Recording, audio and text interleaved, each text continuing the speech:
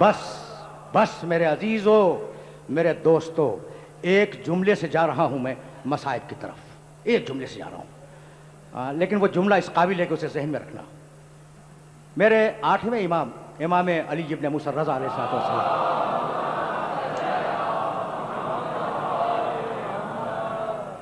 मुहर्रम के आगाज पर जब चांद देखते थे तो अरबाब मकातिल कहते हैं कि गिरीबान खोल देते थे। उन्हें 10 दिन तक कोई हंसता हुआ नहीं देखता था।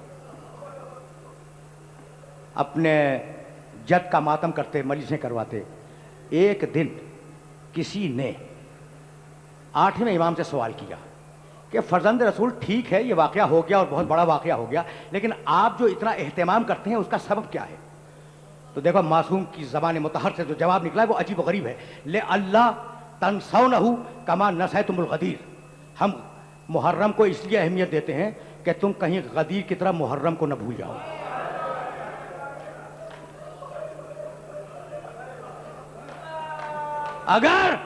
अगर फजाइल की मेराज गदीर है तो मसाइब की मेराज करबला है।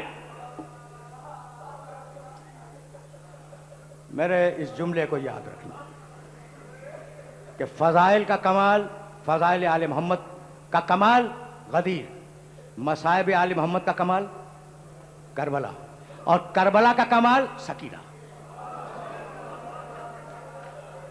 ये डिस्कशन है, ये बहस है कि आशूर के दिन सबसे ज्यादा मुसीबतें किस पर आई। तो उन्होंने कहा जो पहले गया वो मुसीबत से नजात पा गया, और जो सबसे आखिर में गया उस पर सारी मुसीबतें ज्यादा पड़ी। यानी ये बिल्कुल साइकोलॉजी है। और मैं तुम्हें कहीं ले जा रहा हूं तो कहने लगे कि इसमें कोई शक व शुबा नहीं कि जो पहले चला गया वो दुनिया की मुसीबतों से नजात पा गया, जो ज्यादा जिंदा रहा उस पर मुसीबतें ज्यादा आई। लेकिन जहां जहां मेरे सुनने वाले सुन रहे हैं ये जुमले सुने और मुझे इजाजत दे दें। लेकिन अगर देखा जाए, मैं नहीं कह रहा हूं मख्तल लगार, तो सारे शहीदों की मुसीबतें एक पल्ले में, और करबला से असीर होने वालों में हर असीर की मुसीबत एक पल्ले में।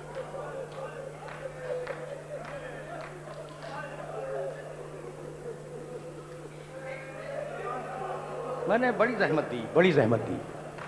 ये जुमला याद रखोगे कि सारे शहीद सुबह आशूर से लेकर असर आशूर तक सारे शहीदों की मुसीबतें तराजू के एक पल्ले में, और हर कैद होने वाले की मुसीबत एक एक की मुसीबत तराजू के एक पल्ले में। ठीक, उसके बाद एक जुमला लिखा, उस जुमले के लिए मैंने जहमत दी। लेकिन उन सारे कैदियों की मुसीबतें एक तरफ और हुसैन की छोटी सी बच्ची की मुसीबतें।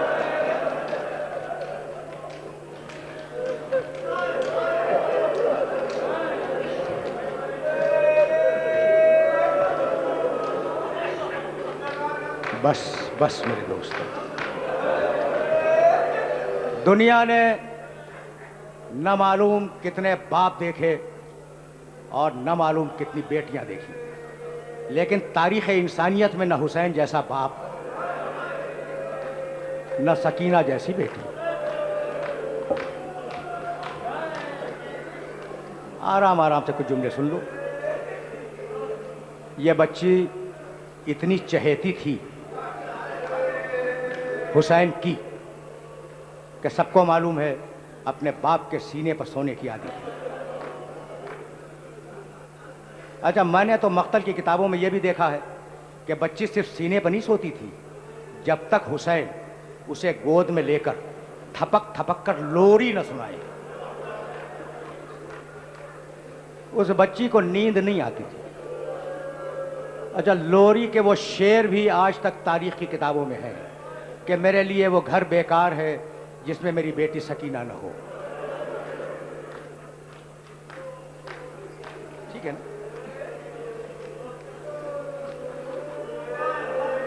सुनते जाओ, सुनते जाओ।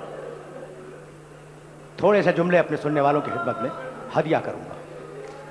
हुसैन रुखसत आखिर पर जुलजना पे सवार हुए। शहजादी ज़ैनब ने सवार कराया। हुसैन ने घोड़े को एड़ लगाई, घोड़ा न बढ़ा। एक मर्तबा हुसैन ने जुलजना के गले में बाहें डाली, कहा जुलजना सब मेरा साथ छोड़ गए, क्या आखिरी वक्त में तू भी हुसैन का साथ नहीं देना चाहता?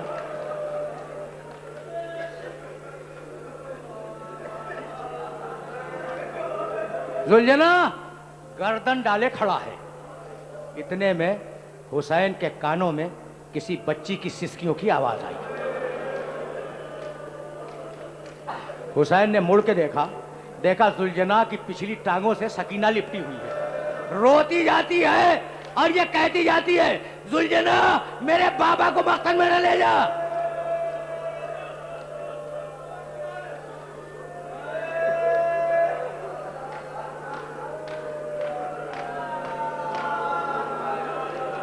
जुलझना मेरे बाबा को मक्तल में न ले जा। बस ये सुनना था कि हुसैन जुलझना से उतरने के बाद बच्ची को गोद में लिया। देर तक बातें करते रहे।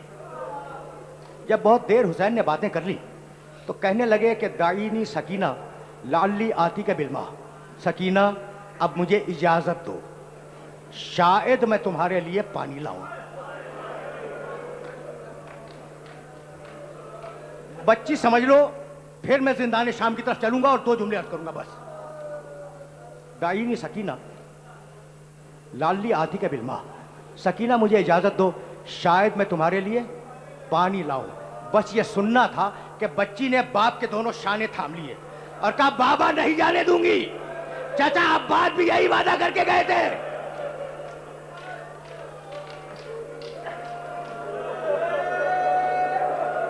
चाचा अब्बास भी यही वादा करके गए थे। अब जुमला सुनो। एक मर्तबा हुसैन ने घूर के अपनी बेटी को देखा और कहा, सकीना भाई तुम रो चुके, मैं तवील मसाइब नहीं पढ़ा करता, लेकिन मेरा जी चाहता है इस बच्ची का तारुफ हो जाए। बाबा तुम्हें नहीं जाने दूंगी। चाचा अब्बास भी यही कह के गए थे। हुसैन ने गौर से अपनी बेटी को देखा और कहा, सकीना तुझे मालूम है कि तेरी पैदाइश का सबब क्या है? कहा, नहीं बाबा मुझे नहीं मालूम। कहा, सुन, हुसैन के जुमले सुनना। मैंने अपनी नमाज शब की दुआओं में अपने अल्लाह से दुआ की कि मालिक मुझे एक प्यारी सी बच्ची दे दे जिसे मैं बहुत चाहूं, बहुत प्यार करूं और मेरे मरने के बाद वो तमाचे खाए मैं सब्र करूं।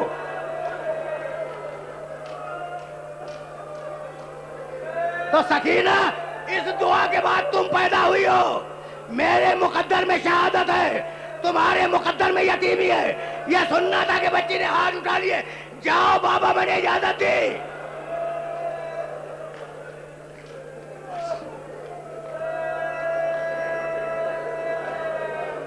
अजरकुम अल्लाह, अजरकुम अल्लाह। आले मोहम्मद तुमने गिरिया किया, मजलिस तमाम हो गई, लेकिन 2 जुमले और सुनते जाओ। आले मोहम्मद कैद खाने में है। अच्छा, कैद खाने की सूरत हाल मालूम है?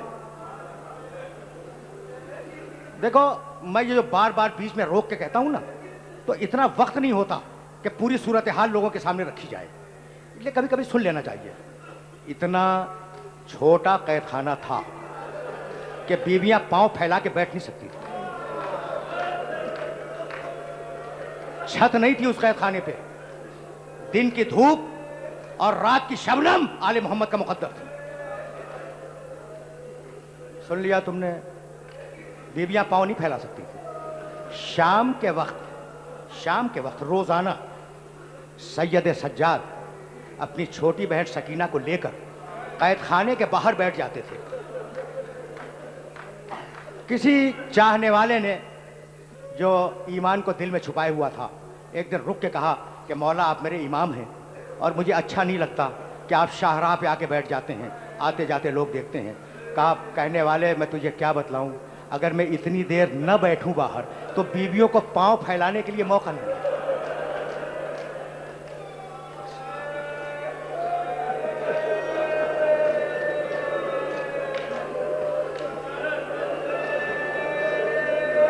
अजरकुम अल्लाह।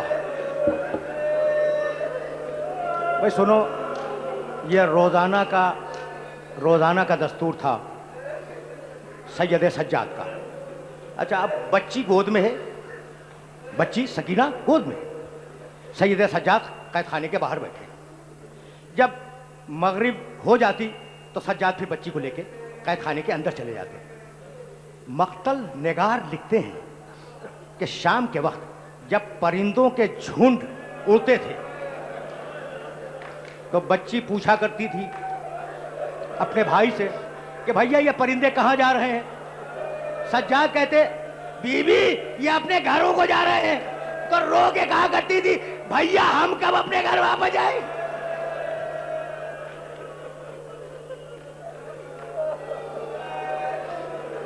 बस तुम रो चुके, तुम रो चुके।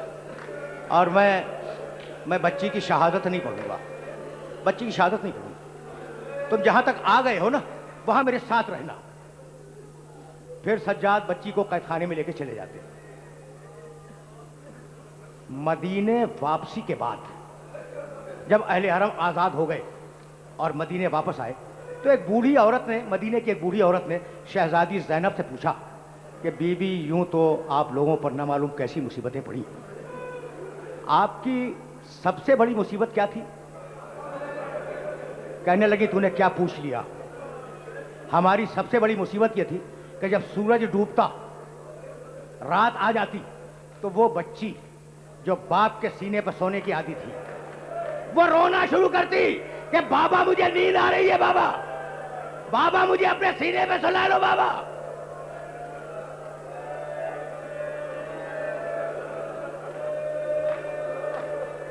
और रोते रोते ये कहते कहते सो जाया करती थी। ये हम आले मोहम्मद की सबसे बड़ी मुसीबत थी। बस मेरे अजीजों, मेरे दोस्तों, तकरीर तमाम हो रही है। सुन लिया तुमने कि सबसे बड़ी मुसीबत क्या थी।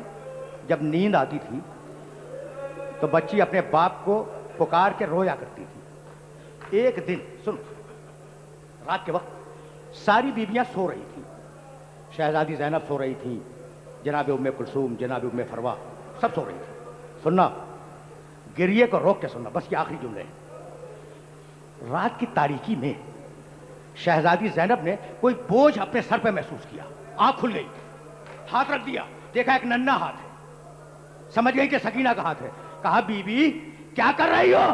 कहा फूफी अम्मा अपने बाबा को तलाश कर रही हो।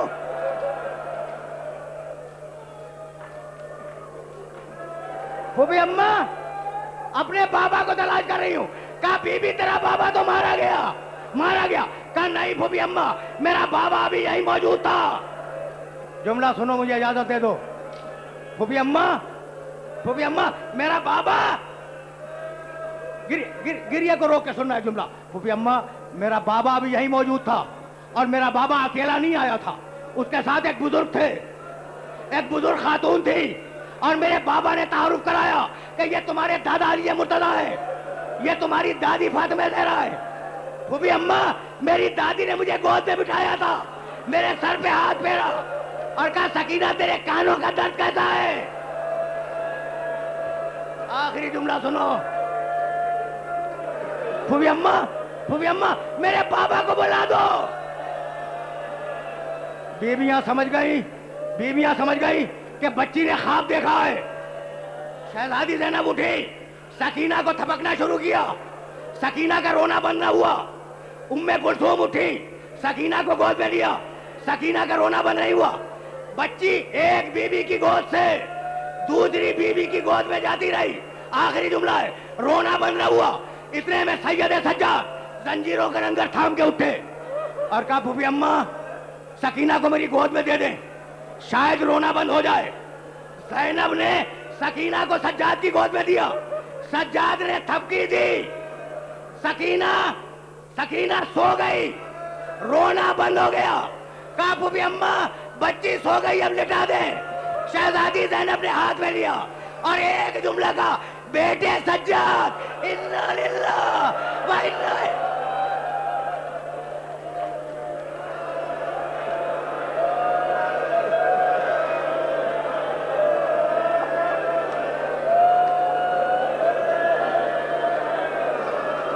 सयअलमुल लज़ीना